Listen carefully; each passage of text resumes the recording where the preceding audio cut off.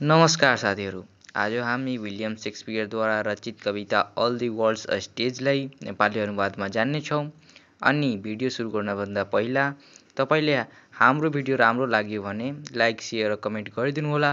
साथै हाम्रो भिडियो सबैभन्दा पहिले तपाईँ नजिक पहुँचोस् भनेर सब्स्क्राइब र बेल आइकन थिच्न नभुल्नुहोला। लौ भिडियो सुरु गरौँ। 1. संसार रङ्गमञ्च र मानिस पात्र. All the world's a stage, and all the men and women merely players. They have the exits and the entrances.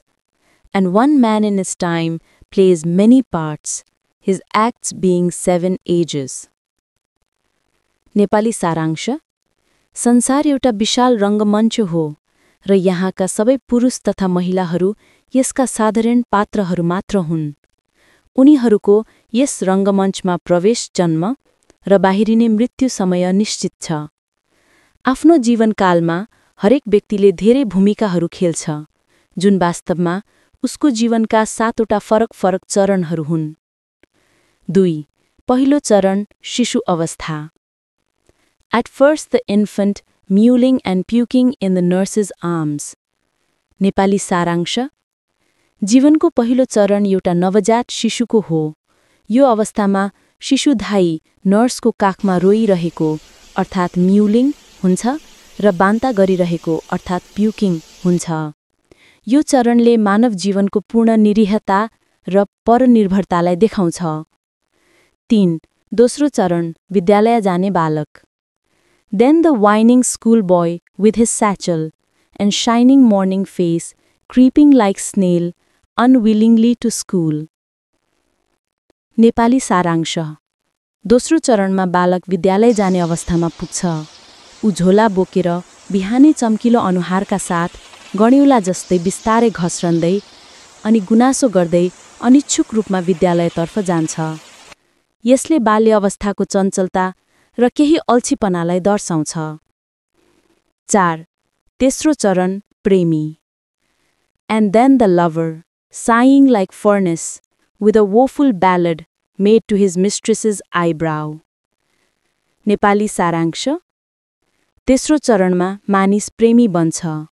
ऊ भट्टा जस्तै गहरो सास फेर्दै प्रेममा डुबेको हुन्छ।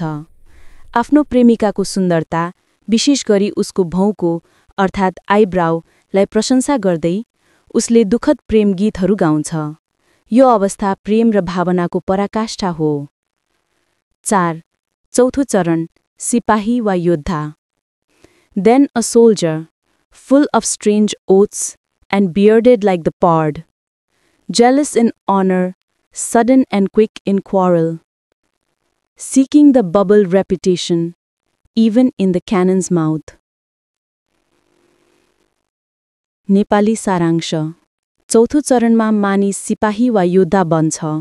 ऊ अनौठा कसमहरू खान्छ, चितुवा जस्तै दारी राख्छ अर्थात् बियर्डेड लाइक द पार्ड। ऊ आफ्नो सम्मानप्रति असाध्य ईर्ष्यालु हुन्छ र सजिलै झगडा गर्न तयार हुन्छ। ऊ फुस्रो इज्जत अर्थात् क्षणिक वा अस्थिर ख्यातिको पछि लाग्छ, जुन ग्रहण गर्न उत्तोपको मुखमा समेत आफ्नो ज्यानको बाजी लगाउन तयार हुन्छ। यो चरण युवा अवस्थाको जोश, महत्वाकांक्षा र जोखिम मोल्ने प्रवृत्तिको प्रतीक हो। 5. पाँचौं चरण न्यायाधीश वा बुद्धिमान मानिस.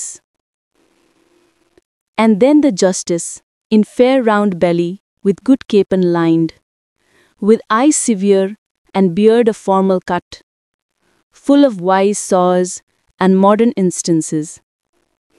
And so he plays his part. Nepali सारांश. पाँचौं चरणमा मानिस न्यायाधीश वा समाजमा प्रतिष्ठित बुद्धिमान मानिसको भूमिकामा आउँछ। उसको पेट राम्रोसँग भरिएको र गोलो हुन्छ, अर्थात् सुख समृद्धिको प्रतीक।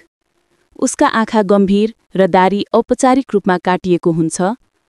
ऊ ज्ञानका कुराहरू र आधुनिक उदाहरणहरूले भरिएको हुन्छ र यसरी आफ्नो भूमिका कुशलतापूर्वक निभाउँछ। यो परिपक्वता, अधिकार र सामाजिक जिम्मेवारीको चरण हो। 6.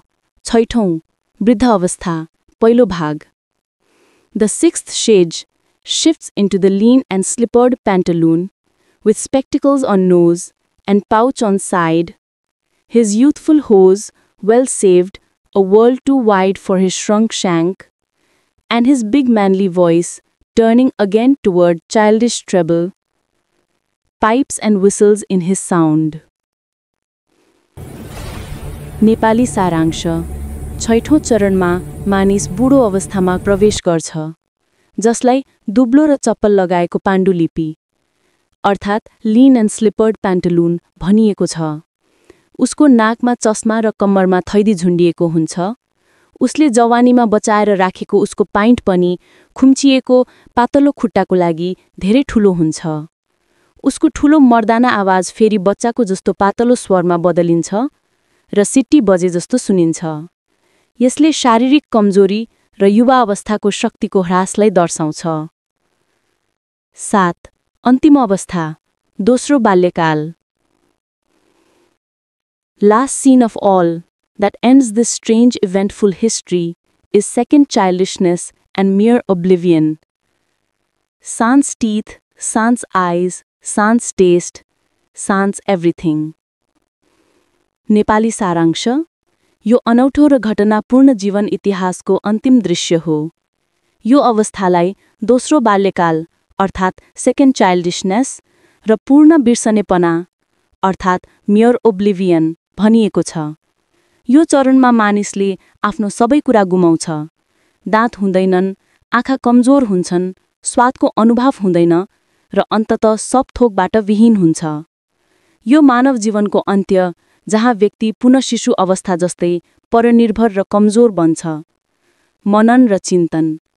यस कविताबाट शेक्सपियरले मानव जीवनको 7 चरणहरूको माध्यमले जीवनको सारलाई प्रष्ट पारेका छन्। जीवनको चरणहरूमा हरेक मानिसले एकपछि अर्को भूमिका निर्वाह गर्छ र यो सबै विभिन्न भूमिकाहरू अन्ततः एउटा ड्रामाको चरणहरू जस्तै छन्। यो प्रतीकात्मक चित्रणले मानिसको जीवनको अहे र यथार्थतालाई प्रष्ट पारेको छ। हरेक चरणमा आफ्नै खुशी र दुःखको स्वाद हुन्छ र अन्ततः वृद्ध अवस्थासँगै मृत्यु सुनिश्चित हुन्छ। यस कवितामा मानिसको जीवनलाई गम्भीरता र दर्शनका साथ चित्रण गरिएको छ र यसले हामी सबैलाई जीवनको सही मूल्य बुझ्न प्रेरित गर्छ। हरेक चरणमा आफ्नो महत्त्व र समय हुन्छ। हामीले त्यसलाई सही ढङ्गले जिनाउन सक्नुपर्छ। मानिस सोझेको कष्ट, बाधा, न्याय र प्रकृतिको नियमको महत्त्व उजागर गर्दै यस कविताले जीवनको यथार्थताको दार्शनिक चित्रण प्रस्तुत गरेको छ।